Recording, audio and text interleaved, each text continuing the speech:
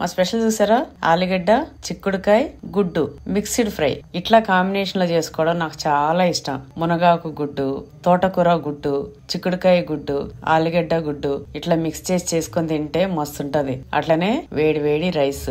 అమ్మ మీరు కర్రీ అంతా తింటారు, రైస్ తక్కువ తింటారు అంటారు. ఇట్లనే తినాలి. అట్లనే టమాటా, కోడిగుడ్డు, పచ్చిమిర్చి పులుసు చేసిన ఇట్లా టమాటా కూరలో పచ్చిమిర్చి అట్లనే వేసేసుకుంటే మధ్య మధ్యలో నంజుకోవడానికి మస్తుంటది. నాలాంటి పచ్చిమిర్చి ప్రియులకైతే, నాకైతే కారం మస్తు ఇష్టము. వాటిని నంజుకుంటా అన్న తినేస్తా. ఇంకా వేడి వేడిగా చిక్కుడుకాయ, ఆలుగడ్డ, గుడ్డు తాలింపు తింటుంటే ఉంది మస్తు టేస్ట్ ఉంది. అయితే ఒక్కొక్కరు అంటారు, అమ్మ ఎందుకు అంత వేడి వేడిగా తింటారు, కూర్చొని తినొచ్చు కదా అని చెప్పి. అయితే చాలా మంది నేను ఇట్లా పెట్టుకొని ఊపుకొని తింటుంటేనే ఇష్టపడతారు. సో ఇష్టపడే మన వాళ్ళ కోసం ఇట్లా పెట్టుకొని తింటుంటా. అయితే నేను తినేది మీకు ఇట్లా కొంచెం చూపిస్తా కదా, అది తింటారా తినరా అని చాలా మందికి డౌట్. ఖచ్చితంగా తింటా, నేను ఫుల్ గా తింటా. మరి మీరు లావెందుకు అవ్వరు అని మీరు అనుకుంటారేమో.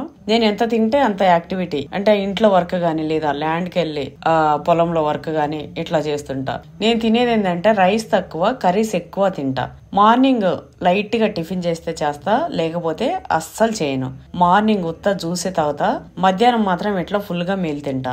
నైట్ లో చాలా లైట్ గా తింటా. సో ఇంకా లావ్ ఎక్కడ అవుతా చెప్పండి. కర్రీస్ అయితే సూపర్ అంటే సూపర్.